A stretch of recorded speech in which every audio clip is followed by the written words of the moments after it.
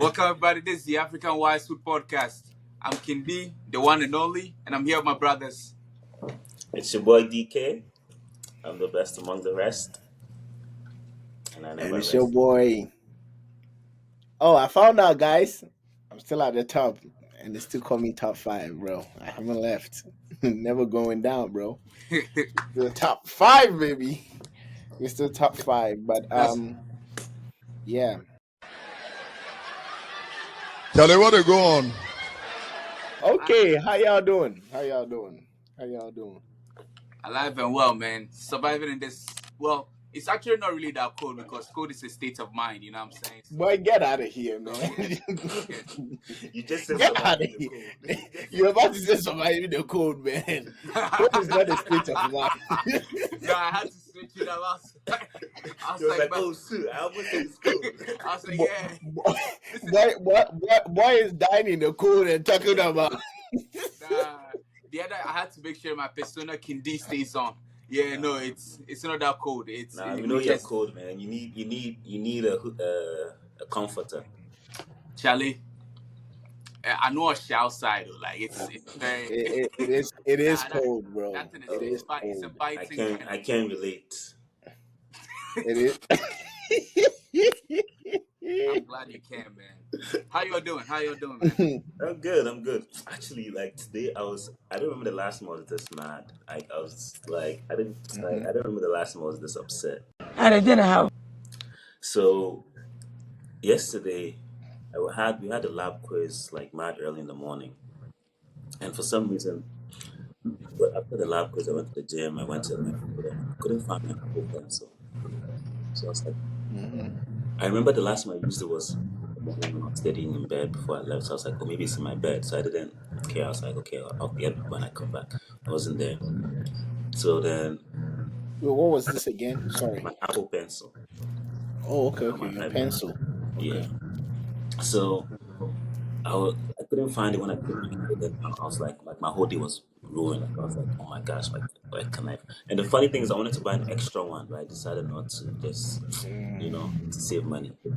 And so then I asked one of my classmates, and then she was like, oh, she saw that someone posted that they're selling one. So I hit up the person. The person was like, oh yeah, they're selling it. I can get it for $80. So my plan is like, okay, when I meet the person, I'll pay $70.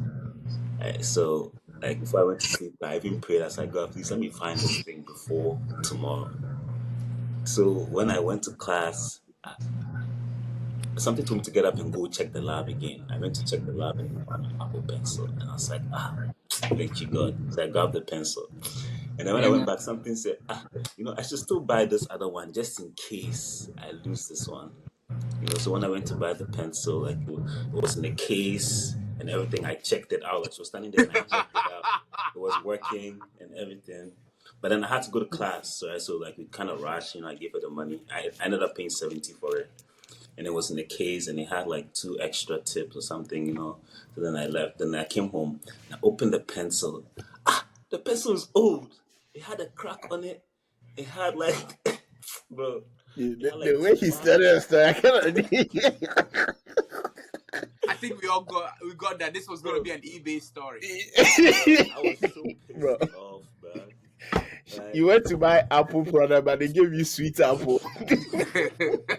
Yo, I texted her that I want to return it. She said, no, I don't do refund. Yeah. I said, I went back and forth with her for 30 minutes. The more I was texting her, the more upset I was getting, so I had to stop. Because, because I don't even think I can use the pencil because it looks like from Temu. Those like back in the day when you used to bite your pen.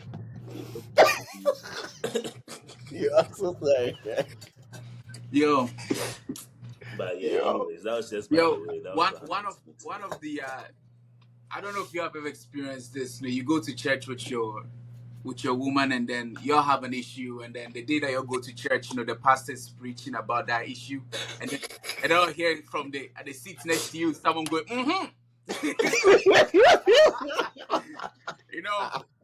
Well, that's new. Especially that's new. After the pastor says something that supports your point. And then, Can you experiencing that? You just sitting there wondering when's your part gonna come for you to do them.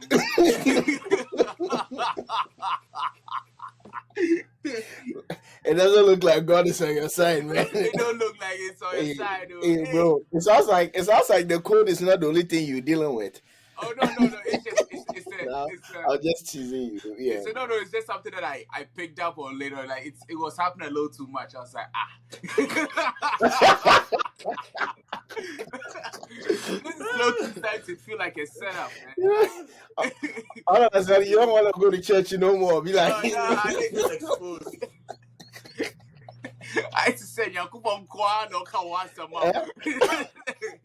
but yeah, man. But so. Welcome, everybody. Thank you for joining us. This is another great episode of the African Wise Suit Podcast. We are tackling a topic by the name cultural identity. And you already know. It's no surprise to our listeners and viewers that the three of us are all Ghanaians, yeah? I'm kind of a bit surprised because I know I look a little bit Ivorian. And listen, after the match, you can't really be doing there. You're not Ghanaian, no, Charlie. Bro, I'm kind of. I already sold my Ghana. I already sold my Ghana passport. You already sold your Ghana. My Ghana card, bro. My Ghana card. I already sold it, man. Because how has the whole experience of you being a Ghanaian in the United States been so far? Yeah, I mean, yeah. First of all, let me say press the seagull. Yeah. I mean, no, I love it. I love it.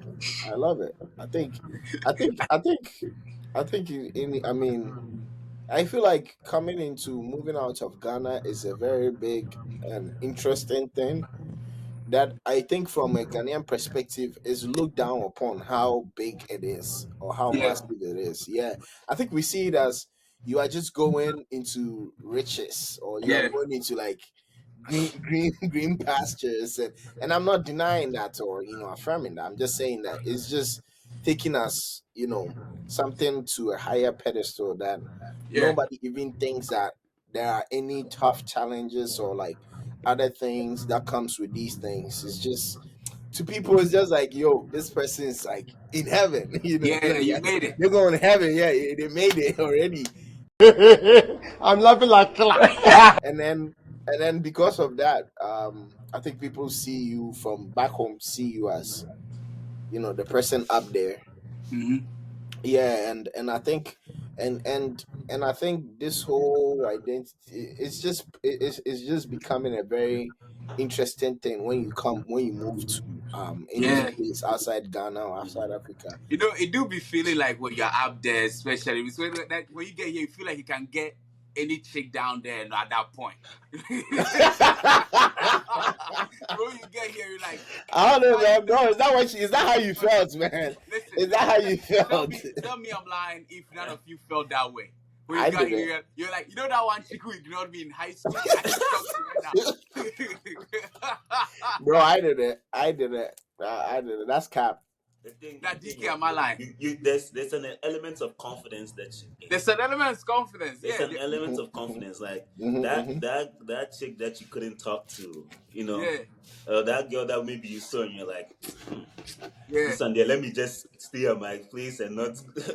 You're not there yet. But it's true though. It's true though. I tested that theory out when I was in high school and it worked. I was like, oh wow. Oh, okay, boy. Okay. Remember, this was high school. This is high school, right? This is like years back. Yeah. No, now it makes sense why the preaching is about you because. But for sure though, there's that element of confidence, like because you just feel like because over there they put some respect being in America, especially in America or being outside, like in UK or anywhere. Not to us, you say that there's a level of respect that they give to you.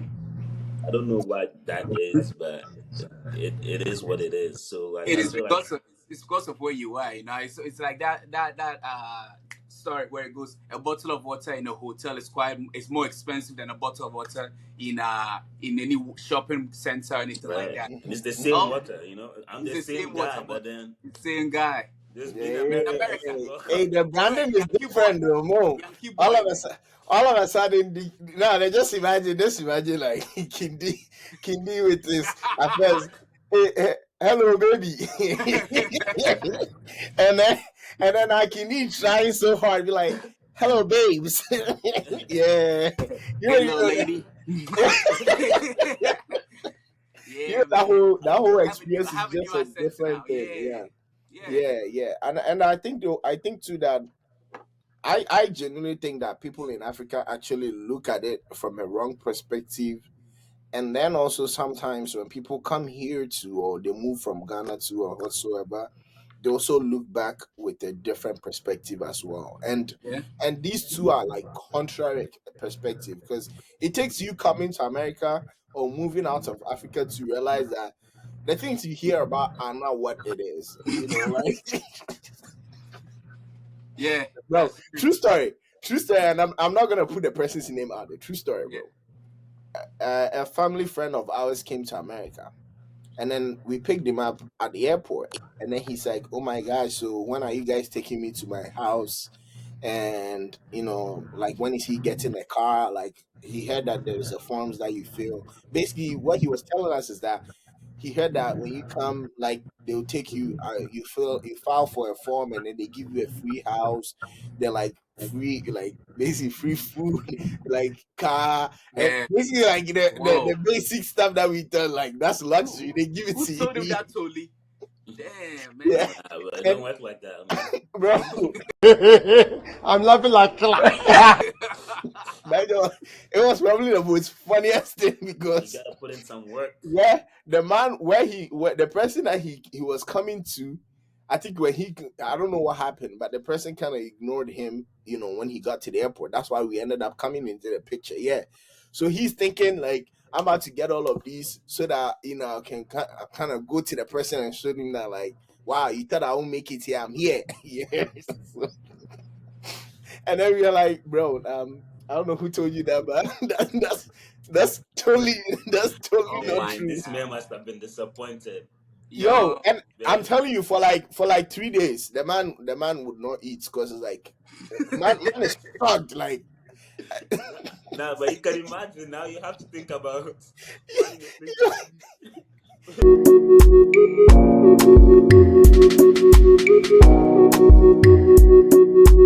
Find a job. Find a job. it was so crazy, man. Like, I said, oh, but like he's going crazy because, like, wait, what? Yeah, and on top of that, it was also very cold. It was winter time too, so like, yeah. And then we're telling him, he's like, okay, he wants a job. He wants to start working. He has family back home that are depending on him. And then we were like, yeah, you got to go through the job market, brother. Yeah, Like, bro, you it's gotta, not, it's you gotta not, work. it's not that. Because I remember so well, we went to Walmart and he saw cashiers and stuff, and my dad was talking about how, oh, you can come look for a job here, and he's like, nah, you probably accountant man, oh, I be yeah, You should yeah. go listen to Sarkodie That's song.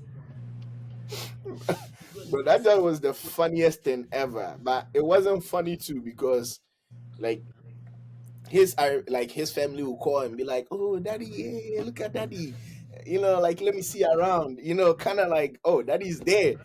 And then daddy's out here being like, damn, bro. Like, I got a good follow up. When we came to the States, our dad bought us boxes of pizza. I don't know if you know Ghana. Pizza is like a luxury food in Ghana. Back in the time that I was living, no. Mm-hmm. And so when we saw those boxes of pizza, I was like, man, this guy is rich. Man, this guy is rich. You landed. And then we go to the place where we're gonna sleep, and I was like,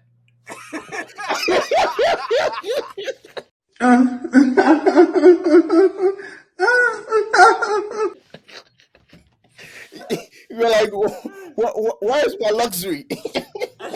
but Definitely.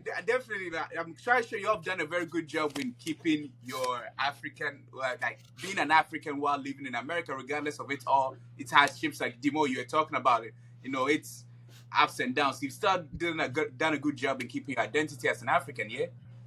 Yeah, I feel like we have, and like just to add to what Demo was talking about, like it gets difficult sometimes, like Mm-hmm. because you can imagine being moved, like your culture is literally the way you do everything.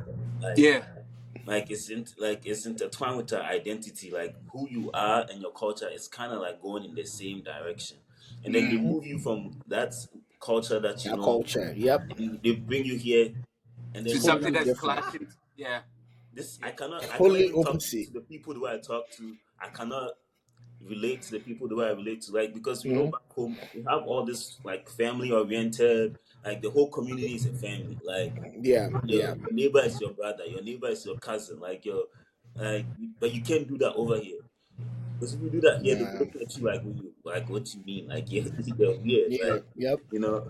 So then I feel like sometimes that can force you to like go into a shell, or like Yeah. because Think- like for me, I can tell the difference when I was in high school, because my high school was like pure like white, like literally like graduation, there was like two black people, two black boys. It was Damn. me and another black guy. Like it was Wait, really this is bad. what's in Virginia though. There are a lot Virginia, of yeah, black people here too. yeah, but then like Not quite. Not quite. in You the you know. area that I Yeah. live, especially, like Oh. With your area, I believe it. I believe exactly. it. Yeah. So versus going to VCU and then now seeing all these black Yeah. people Yo. And then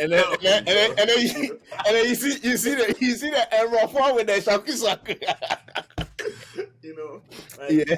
I No. could tell that even me, my lifestyle was Mhm. different. Like I was able to be more outgoing. I was able to talk to more people. I was even able to make more friends and stuff like that. So Yeah. I feel like it can have an impact on you. So hmm yeah. So how did y'all deal with the whole Now, what about you though? How about you, bro? me? What you mean? How about me? How about you? What was it like for you? I mean, you Hey you man, talked about I've been the same way since I came here, man. bro. That's cap, You never bro. That's I change. knew cap. you know the funny thing. You know I knew you from high school, bro. You like That's yeah, true. I bro. forget. I was about to tell a big lie. I was owning that whole high school, man. They knew that.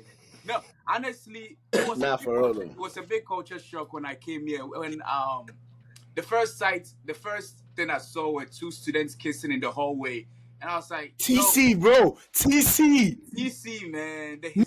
Hispanics, man, they were going hard mouth wrestling with each other. I was like, Okay. You don't have to put it like that, I bro. was like, yo, like, where's the teacher? And then another one was Valentine's Day. The guy just walked into the class as the teacher was teaching to present Valentine's Day, present to his girl. And I was looking at the teacher like, yo, you're not gonna do something, and then I had to keep on like telling myself, you're not in Ghana anymore. You're in America. This is their culture. This is what they do. This is And the identity. this is their journey. So you have to either understand it or Yeah, even me too. I did some. you did the Valentine thing. No, not Valentine, but prom. Prom. It was in the class. Oh. You're Give her the flowers. Fast, bro. Yeah, man. I look. I think that's the best prom proposal I've ever seen. Oh, how did you do your prom proposal? So I told the teacher to give them a fake quiz, right? So on the quiz it was, if I'm not gonna say the girl's name, right? So if X Yeah. is equal to Yeah. blah blah and Y is equal to N, right? X plus Y is equal to prom. So the teacher gave them the quiz face down, the whole class, right? And then, so I gave her the time that she should do it. So when she did it, then I will come at that time. So then she told them to turn it over. So when they turned it over, I walked in with the flowers. And she was like, yes. So I was getting that. You see, I was adapting to the culture. Oh, bro, that's so cute. That's so cute. You adapted to the culture. I was adapting to the American culture. That's Yo, very no, good. Not no, doing but Did you do the same thing, Dimo? Like in terms of Nah, brother, I didn't do. Did Let me tell you, when you I first assimilate? came, Did you assimilate? when I got here, Yeah.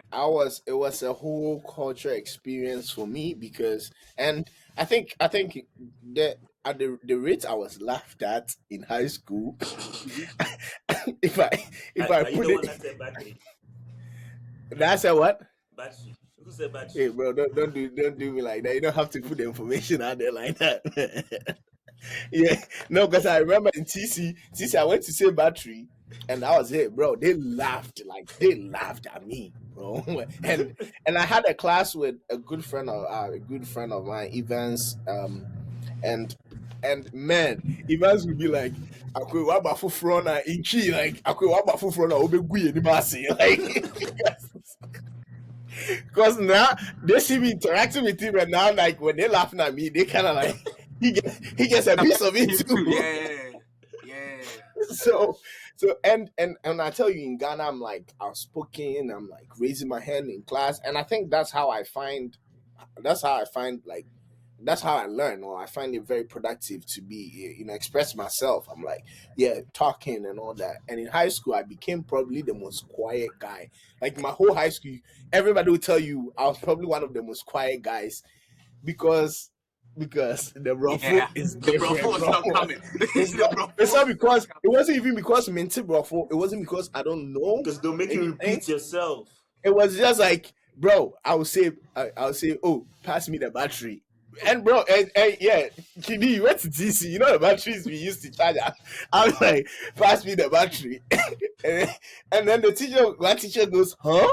Pass me the battery, huh? Pass me the battery, huh? So the whole experience, bro, no matter how low my laptop is, I'm not charging nothing and I'm not saying nothing. Like at that one point, you may exam, I almost sat down for my laptop to go off because I'm not saying nothing. Like I'm like logged in my head, quiet. and even technology, like I don't think I think in Ghana that time it was like a privilege to be able to access like Computer. a lot of not necessarily. I don't think even computer. I think like do assignments and stuff on a computer, like and from middle school, like, that was like luxury. Yeah. So when I came here and I'm taking a test, bro, when I'm taking a test on the laptop, I'm already falling asleep, man, because like, what is this? What is this? That tension It's just a whole lot of things. So I don't think I enjoyed my high school experience here for real. Yeah. I think I enjoyed the people that I met and stuff. Yeah. But I don't think the experience itself was a fun experience. It was just a trying to fit in experience. And the sad thing that I think when I went to college, I did a research paper about that because I was like, it wasn't easy for people to come and then like just like merge in like that because you have to learn a whole lot of things. You have to, and high school is not graceful enough to, them students are wicked. Go Steve, man. Yeah, and even from the Ghanaians themselves, bro, man. We like the Ghanaians, we like to laugh at each other. So we are like laughing. They were laughing hard at me. And I think the only thing that I thank God for was that like at least the stuff that I was taught, I knew them well. So later on, people would need my help. And I think that's what made me more okay. Now I feel like, okay, yeah, I feel like at least I have one over somebody. Or I have one over, yeah. So that one I did not play with that one at all, man. Did y'all get to a point where there was a time where people didn't want to embrace their own identity as an African, and then later on down the years they did, or did y'all be part of those very same individuals too? Of course. I witnessed a lot of people who were. It's like, okay, well, right now I'm putting it aside.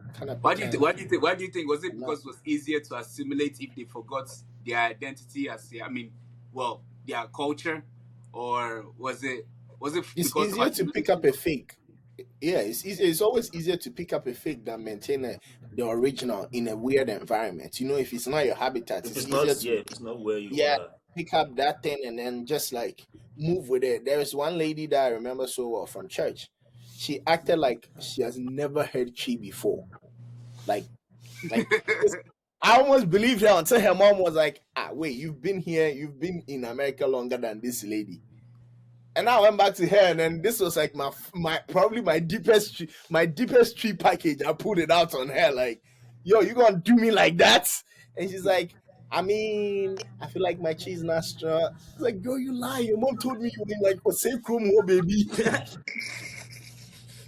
So that one is just them faking it. That way, like, Yeah, was it like a fake it till you make it kind of tactic that person was I using? didn't understand, but I kind of gave her grace too because it's hard to come and like fit in just No, like that straight but up. but but Demo, if it's like if you're gonna fake it to the American. To Americans, yeah. Yeah, like Yeah, facts, why facts, why you faking it facts. to me? Like me, you and I are from the same place. Like Yeah. why you trying to act We like know this. We've been No, through this. because like I think some of these no? people used to just these fake it to make it thing like they used to just I think it was a way for them to discard their own African identity. Because I met Yeah, quite a good amount of them in high school where high school. Yeah, like you were saying where they they be speaking the thing as if this person is not even a Ghanaian man, and then we find out they're Ghanaian, they don't even like admit that they are Ghanaian. And then Black Panther 2 come out, and then Mr. Black Panther 2. Black Panther comes out. I was like, yeah, Wakanda forever. It's like, yo, yeah. that was not your energy back then, man. That was not you. It's different, man. Yeah, It's yeah. quite interesting. So, People didn't understand it. I think people didn't understand what it means to be, and also like let's be real. When there was a time back that now a lot of people get a little grace because of social media and other things that yeah, has like showed people that Africa is not like we live on trees. I yeah. remember I did a joke. I was like, oh my gosh, when I first came to America, I thought that when I was coming to America, I thought that life was different, and then I came and I realized that it was the same as in Ghana, and then everybody was like, "Huh," and I'll laugh because I understood it because they would Because ask you're me, not living in and somebody trees. asked me, "Do you guys have monkeys as pets? Like, do Oh, you guys live on trees? Like, oh my gosh, is there a car in Africa? Like, yeah, Charlie. these kind of questions, man. You just look at them like, what do you think? Where do you think we live? Like, Do you hunt for your like, meat? yo, I like cacao, cacao. That's how we wake up in the morning. That's our alarm, man. Like, what do you expect us? boy. What kind of experience do you think? Yo, But now, I feel like now things have changed. A lot of nah, people. that alarm joke would have set me off, bro.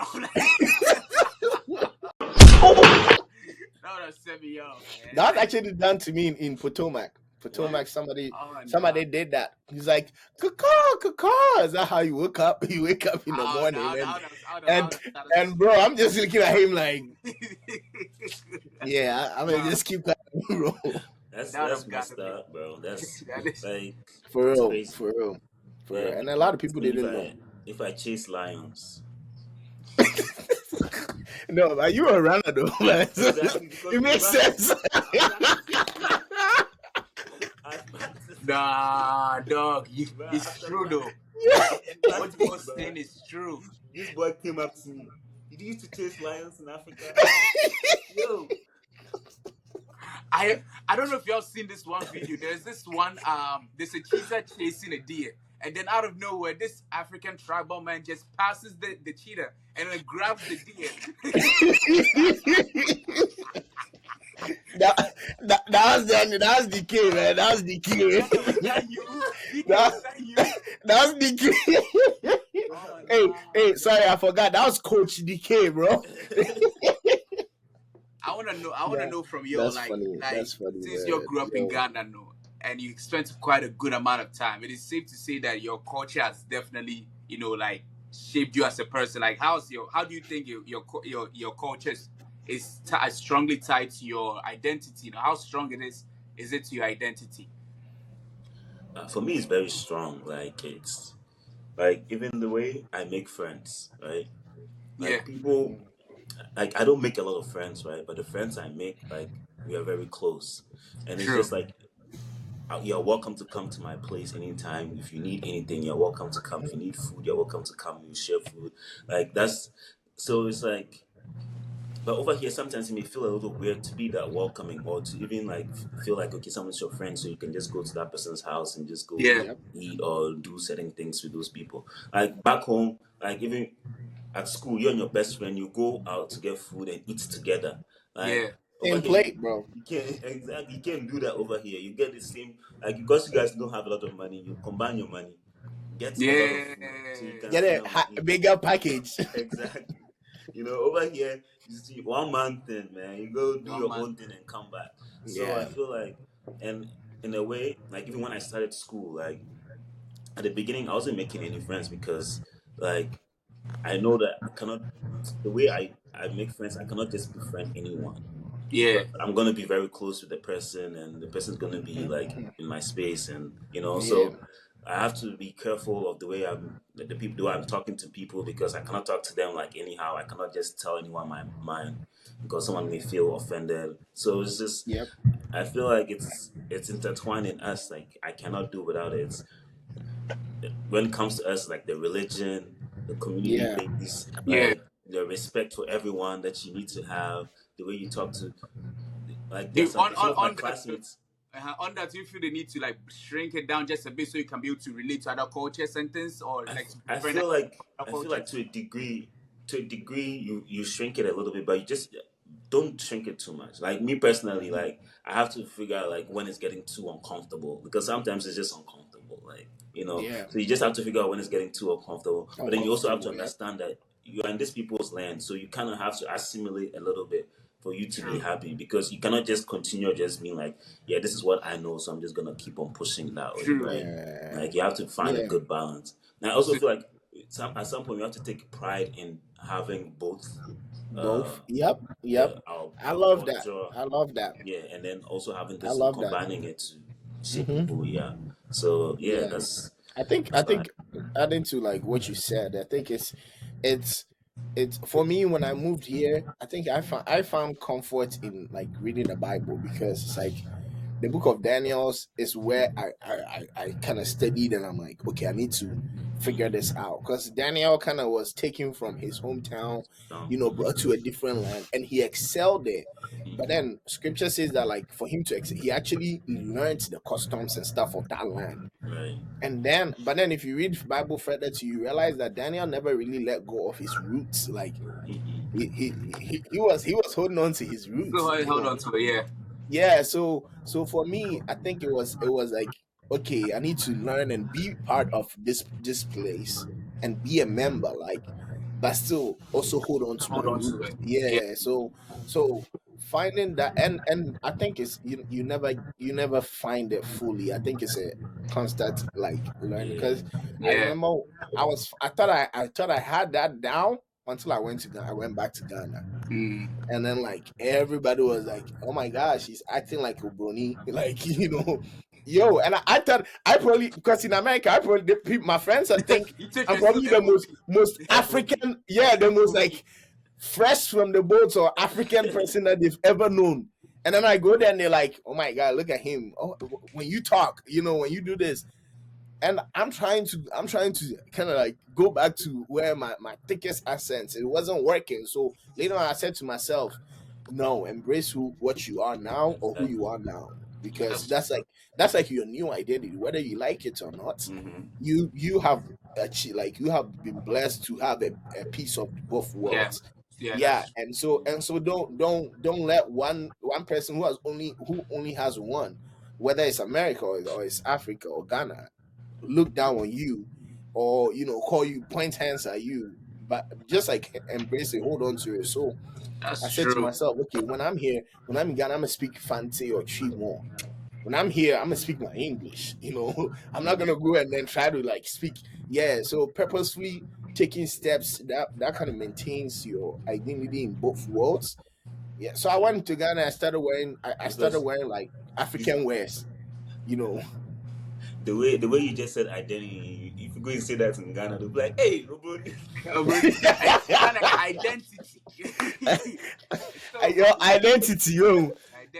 identity. I'm holding on to my identity. Identity. That's right. Even I'm no crying. I am holding on to my identity. Yeah, and You know, and I think yeah. when you say it to people, people think you're laughing at them. You know the funny thing when you go to Ghana and you say you point, they think you're laughing at them, and Yeah. yeah, it's a whole No. I interesting. 100% agree because it's I don't know if you have ever done a chance to speak to one of some of these aunties who just came here and they hear the way they talk and then I don't know if you have tried this, like you try to sound back the way they sounded to you, you know. And at one point it feels like it's a mockery going on here because like like especially how you pronounce some words, Yeah, they can turn yeah, their head like yeah, and I know exactly what you're talking about. But yeah. for me, like, it's also funny, right? Because one of my classmates was telling me the other time, because there's like there's an African community here, right? And they're mostly Nigerian, and most of them they were born here, they were born in America, so it's like they're not really Yeah, like So when I'm talking to them, right, I talk to them like I'm talking to like Americans, right? yeah. But then when I'm talking to the one that he was in like Nigeria, he's been in The Nigeria, pastor, like pastor. my accent is different. So they're like, why are you talking to him like that? And then you talk to us differently. I'm like, Is it just it? happened Did you naturally, right? intentionally do it? Did you I didn't intentionally? do it on purpose. Yeah, it just Yeah, comes. It's it just a thing. It just like yeah. I was helping a friend of mine's. We went to the hospital with her baby, and then the doctor was Indian, and I don't know why I felt the need to. I don't know if no, this is not like a relationship. I like. I don't know why I just started saying good morning, my friend. I don't know why. I was like, where is this coming from?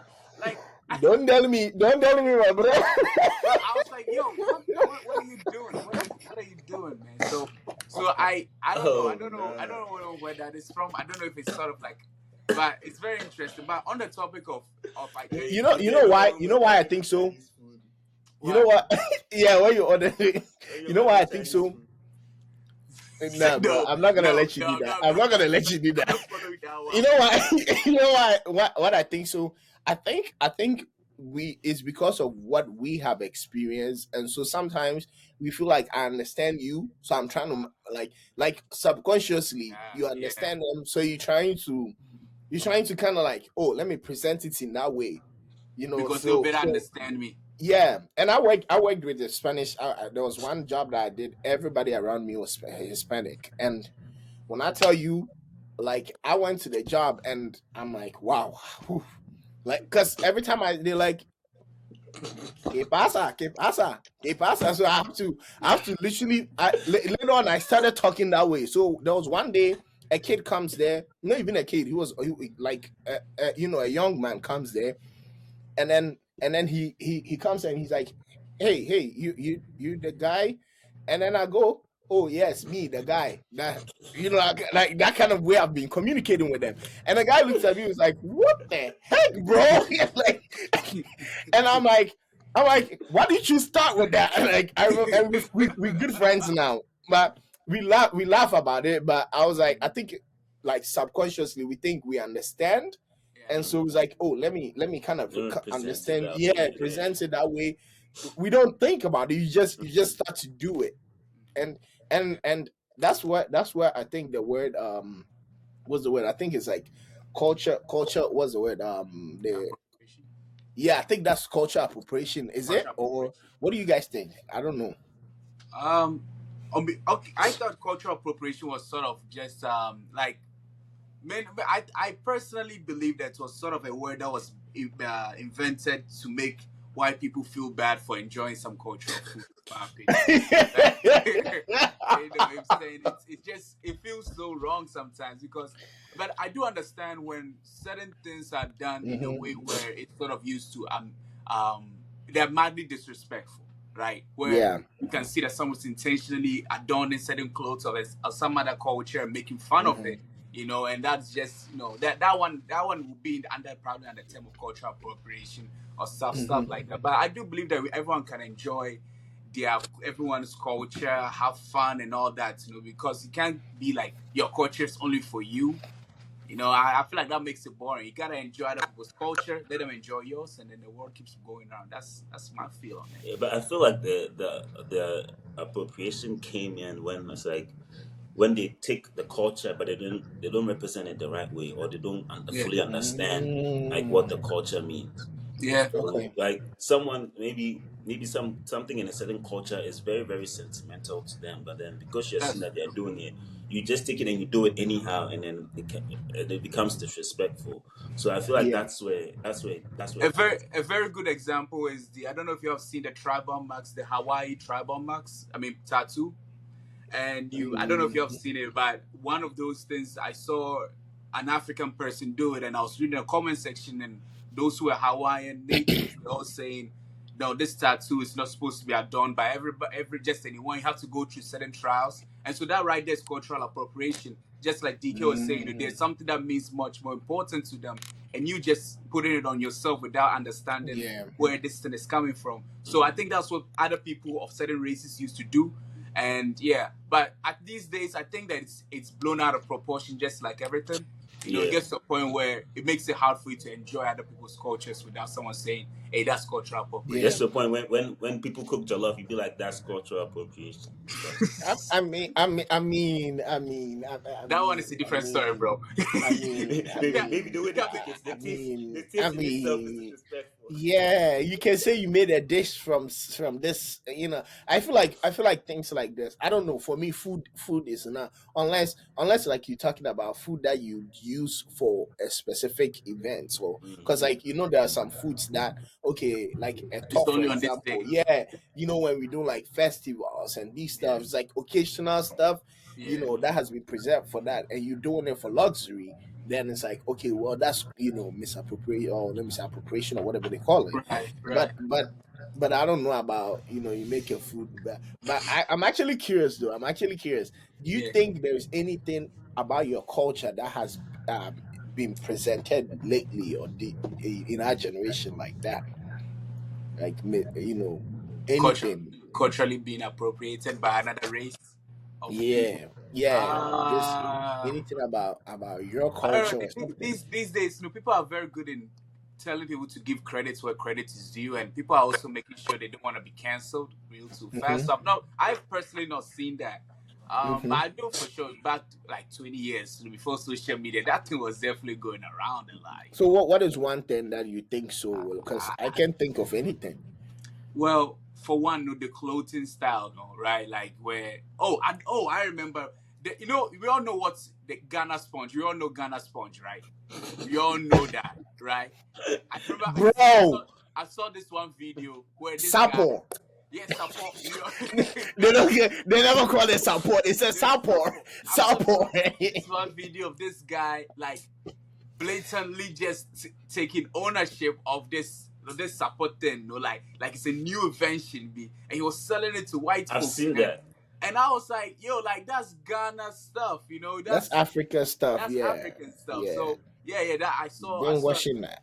exactly. So yeah, I think there are little pieces of that kind of thing all around there. We just do not know about it. But in Ghana, it's a sort of common thing. People can make money off it. Someone comes here, they take it, and then they take it somewhere else, and they make billions of it. So yeah, that is. What What about the Edikra symbols? That's exactly what I was thinking. Yeah, I just thought about it when you said That's the exactly Yeah, Edikra symbols, man. that's yeah, exactly what I was thinking. Because yeah. people tapping out the Bro, they know put that Jinyame symbol on there with like Sankofa, Huh? with like So you're breaking down for me. What for someone who's listening doesn't know? Why would a decry symbol be sort of a cultural appropriation based on the definition that we use? That it can be mildly disrespectful if not Mhm. used the right way. No, go ahead. Go ahead. My Como. Because I didn't really think it was. I personally didn't really. Because I No. remember. I think Edikra symbols actually represent something. Like, it represents some sort of a concept, or like just like it's symbolic, It's symbolic. yeah, symbolic to something. And I the know reason why I said that, was that I knew somebody who had a big tattoo of three Sankofa, Jinyame, and I think there was another one I've forgotten. Yeah, on their thigh. And like we went swimming, and I'm like, Oh, that's cool. Why you? He's like, oh my gosh, like my tattoo artist said it's so cute, blah blah blah. Blah. And I was like, bro, Ah, do justice and learn what that means. that's true. So I'm like, Jinya man, Jinya man, this is Sankofa, this is, and it's like, oh my gosh, I didn't even realize it had a meaning. And I'm like, you out here talking about, I'm representing my African roots. Yeah, yeah. Like, boy, what roots are you representing with? No, you get what I mean. I think like just like using stuff. And another thing too that I really didn't like, and I still don't like, is how people are using kente now. Like, I remember George Floyd, Oh my Black god. Life Matter, that moment, and that whole shenanigans that came. They were That wearing was such kente a in the clown parliament. fest. Yeah, bro. That was And such a clown fest. I was so mad because when was it the House, or I think it was the House Yeah, or no, it something, was the like house. one of them, one of the groups, yeah, It was the with Democrats that did it. Nancy Pelosi and all those Yeah, stuff. Like, Democrats. yeah, Black Lives Matter. They put on contain, yeah, and then like went to Oh New my York, like god. Black Lives Matter. I was like, yo, Yeah, what the heck? definitely That's not appropriation. what our contain is for, man. That's That's definitely appropriation right there. yeah. It's like The there are only reason why little they're doing things. that is to just look good. They're not They could have really just to won the represent. toga. You know what I'm saying? You say No, what? that no, but no, not the toga. No. Ow, what is I forget the name, but it's black and white and it's long, and then when you move around it, it's sort of like The spins. Batakari, yeah, the Yeah. Batakari and stuff, They yeah. should have won that one. No, but No, I mean, I don't think any of all those things No. called for It would that. have been Yeah, that would have been terrible either way. they yeah, could have and just worn not Black Lives Matter t-shirts. just That's what it just do your stuff and just go stand there and like, it was just performative. yeah.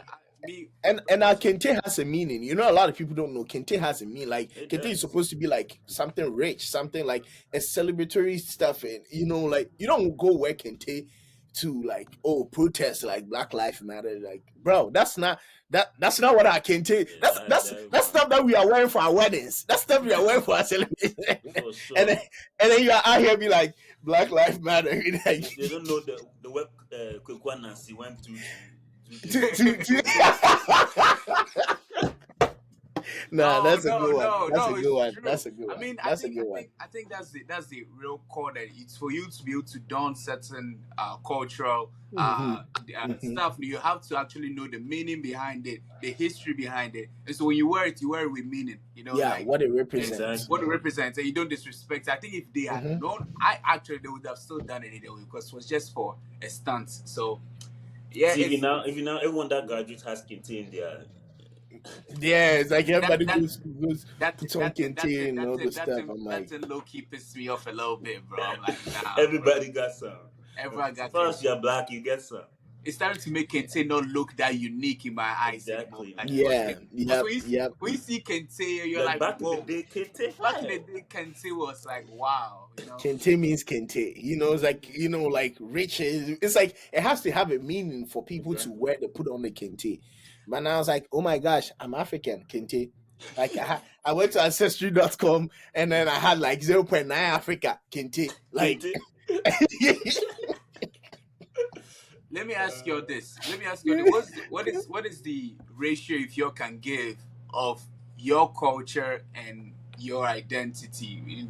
Like that's, or is what, are they both the same thing, or can they be sort of different? Like there's a time for you to be in your culture and a time for you to have your own identity. Is there a ratio between the two, or are they just one? I'm asking you all this. I think there's a ratio, and honestly, like the culture part, you cannot completely take it out unless you like purposely work to take it out. Like you want to completely get rid of it. I don't think you can take it out, especially the age that I came here, 17 years old. It's already like inbred in me. Like, it's in me. Like, if you want to take it out, I don't know what you're gonna do, but it's in me already. So I feel like, especially if it's not something bad or something negative that I'm not working to purposely stop, I don't think it's ever gonna go away. I feel like I'm just gonna add on to it, like what I learned from here. And we just have to continue. What happens if your culture seems to stand in the way of your advancements? let me let me present something Go ahead. like controversial here, Yeah. right? I just think that the moment you step out of your nation to live in a different nation, Mhm. you should understand that you're not just one culture anymore. Mhm. Whether where you go you accepted or you're not accepted. If you go to Rome, you do what Romans do. Mm. But that doesn't mean that the fact that you're doing what Romans do, that doesn't mean that like your whole being has changed. So I genuinely believe that everybody who has stepped out is not like one culture anymore, because you've spent a good amount of time somewhere and you've become something. Mhm. You've become. It's like that's why again I said that you need to find a way to present the best of both. Yeah. So yeah, and I don't think there should be a ratio on, oh my gosh, I'm like, okay, today I present 10% Ghana. But I think is a matter of understanding the people around you and the things around you and how you going to interact with these things. Yeah, I think like if you go to Ghana right now and you start acting non-Ghanaian, trust me, you'll be more annoying to the Ghanaians than you think. Like they will probably see you, and then now they will think you are the cultural appropriate, like you are the one who's Yeah. doing that. Yeah.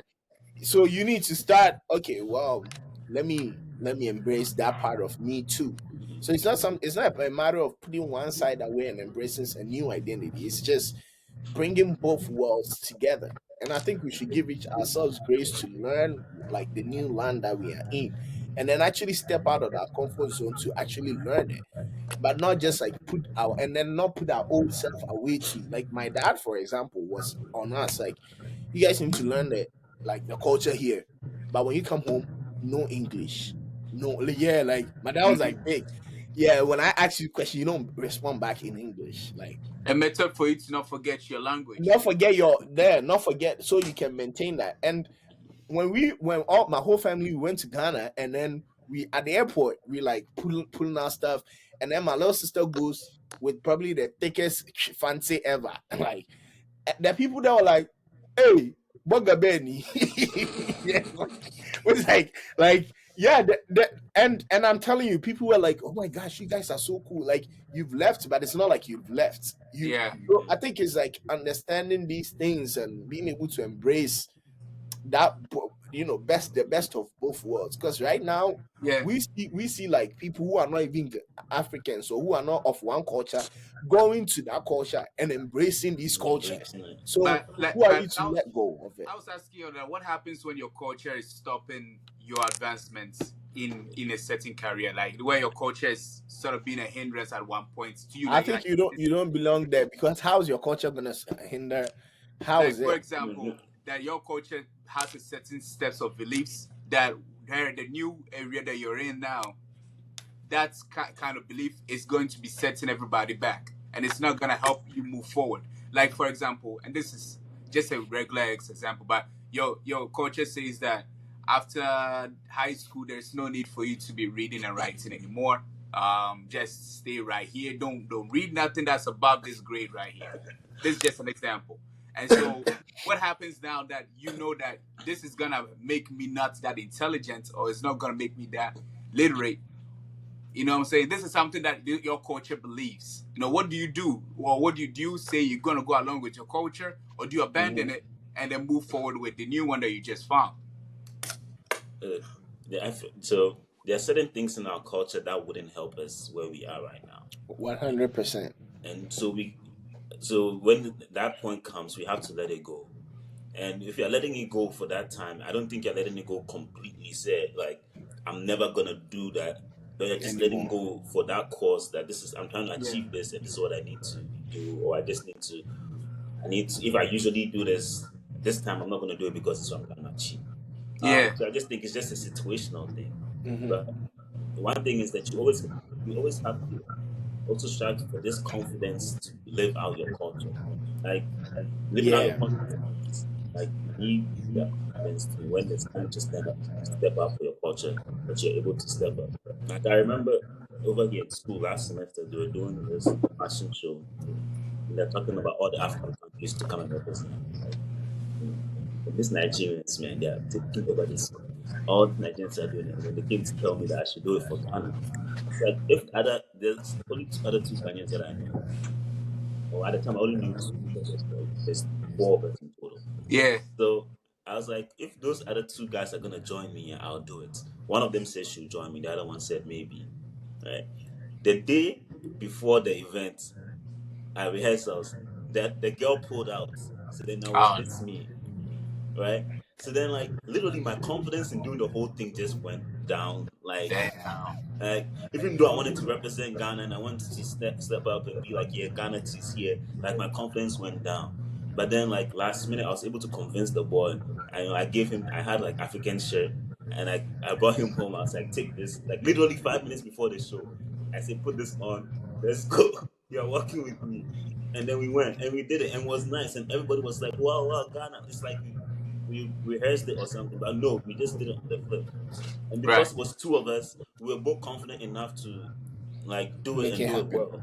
So like sometimes we have to step up and put our Hold confidence on to forward. it. But then there's also Yeah. a time when you have to like take a step back and be like, okay, And Which yeah, which so I need to which do. situations like this? I'm branded of this analogy of making rice. You know, when you're making rice, you don't use the same equal amount of salt compared to the rice. You know, like, at that point, it feels like Lot's wife touched the food.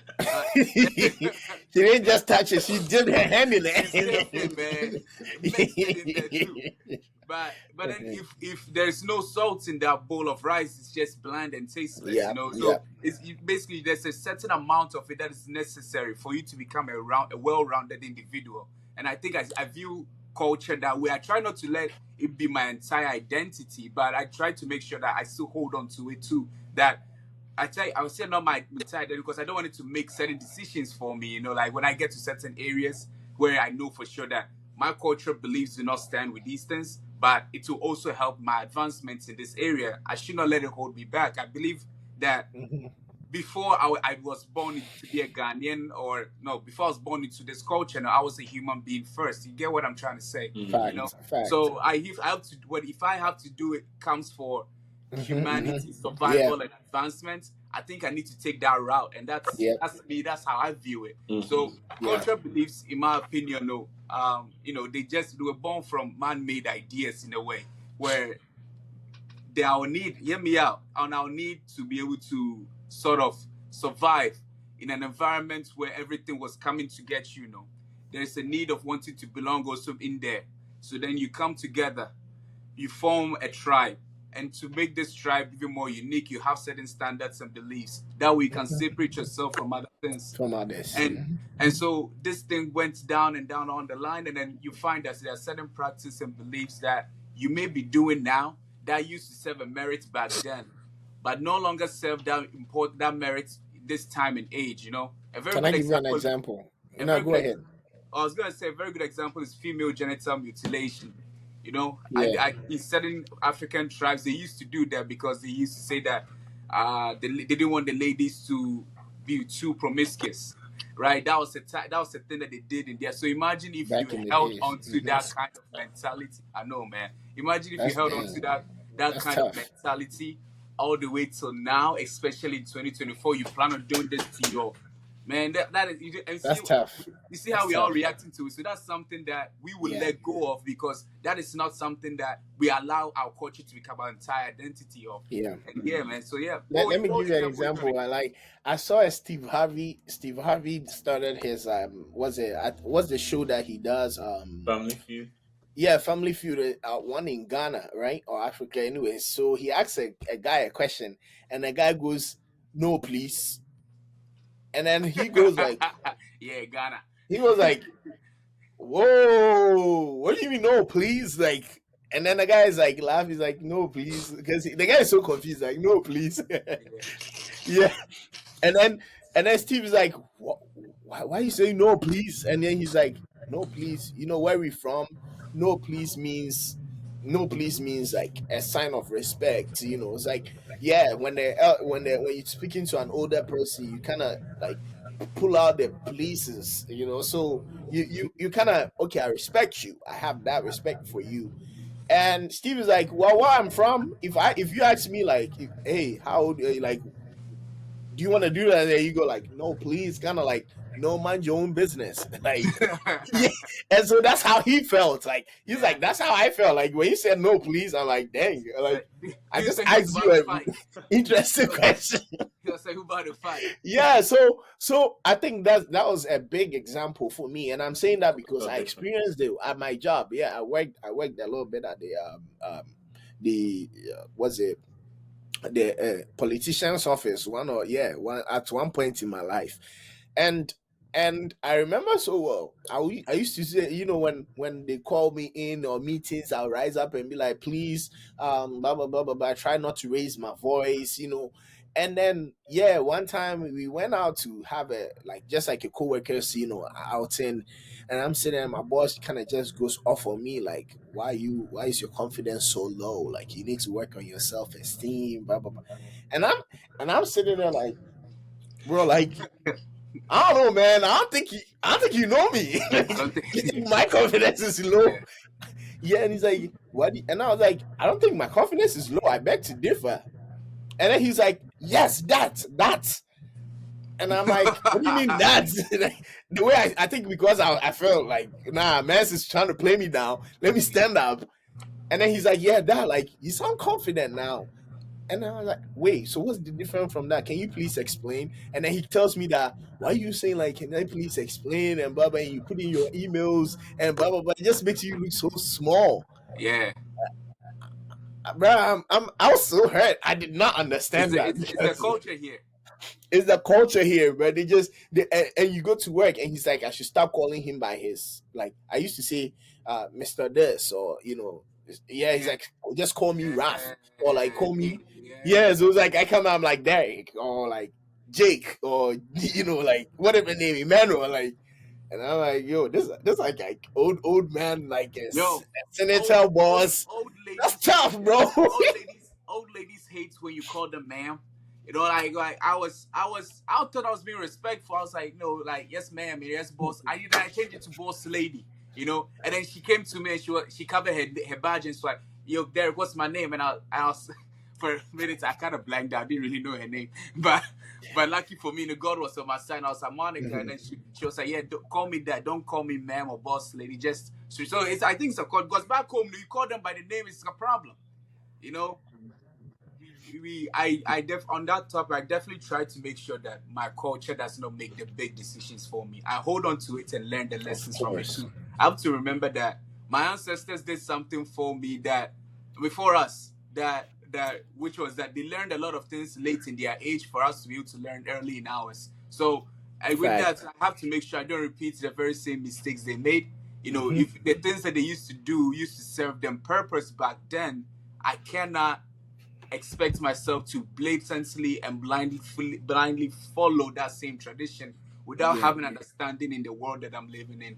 So I really hope that people will be able to, because I see how, I say this because of how certain cultures, man, and it breaks my heart how they really view certain things or view certain people, especially when they're in new areas. And you can tell that this person is not going to grow from where they are right now. Like, this is where you're going to be, and this is where you're going to die. If you don't change it.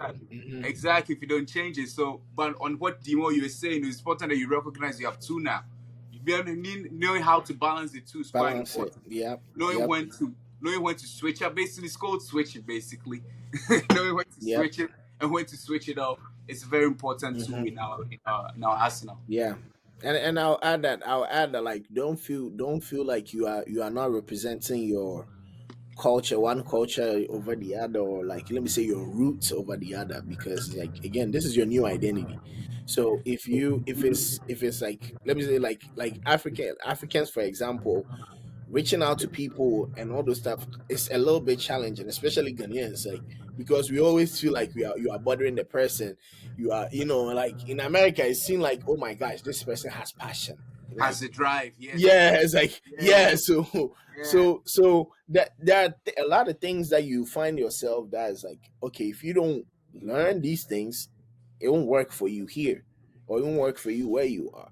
So I think, it's okay to let go of certain stuff based on where you are. Again, it's okay to let go of certain stuff based on where you are. Yeah. And then when you go to the other route, you can pick it up. But I also think that we shouldn't also forget where we are from or what Absolutely. you're from. Like, yeah, one Absolutely. of the things that I think and I wish and pray that everybody will do is at least learn the basic language of where you're from. Like, I if agree. it's P, if it's Yoruba, if it's Fante, if it's Swahili, if it's Amharic, like hold on to that. Like, Yeah. hold on to that language. Find a Yeah. way to hold on to it. Talk to your family. Like, find a way to hold on to it. That's also, once you, at least language is one of the easiest ways to connect back to people or back Yeah. with people. Once you Language. have that, Yeah. trust me, the rest is easier to go with. So Absolutely. yeah, I think that's your new identity. Embrace it. By What your is that? language, Yeah. always hold on to it. So what is that saying? A tree that does not have strong roots is easily blown away by the wind, and I believe Mm, in that very much. So supporting, yeah, you're definitely connected. Your roots, like you said, Demo, language, deep roots. Yeah, the language is one of the deepest roots you could ever, yeah, I but see. I did put it all out there. It's who you are. It's what you are. You are the best of the both worlds. Embrace it, walk with it. Don't let anybody pull you down. Don't let anybody laugh at you. I think one thing too that I allowed it to affect me is that I allowed the laughs to, Get affect you. me. And when you're young, you don't understand it, but as you grow and you realize that, man, I wish I held on to that, or like, Yeah. or I'm glad I held on to that. So it's like, hold on to these things. You grow to appreciate them because that's, yeah. I always say this, like, what makes you unique is what will you be celebrated for. You're Facts. unique for this, so you'll be celebrated for this. So hold on to the best of both worlds, and hey, just go out there and go have fun. Yeah, I wish you were. Oscar, I Oscar, the wish you best were of close. both Then you charge me for assault and battery. All right, y'all. This is the African White Shoes podcast. Hey, that was a good ending, man. That was a good. I'm just gonna That's it. say, yeah. Thank you, guys, and also let us know your opinion. What you think? What has been your experience? Yeah, please put it in the comments. Share it. Yeah, reach out back to us. African White Shoes podcast. Let us know how you feel or what you think about this. Thank you, guys. Y'all. Yeah. We out. We out. Peace.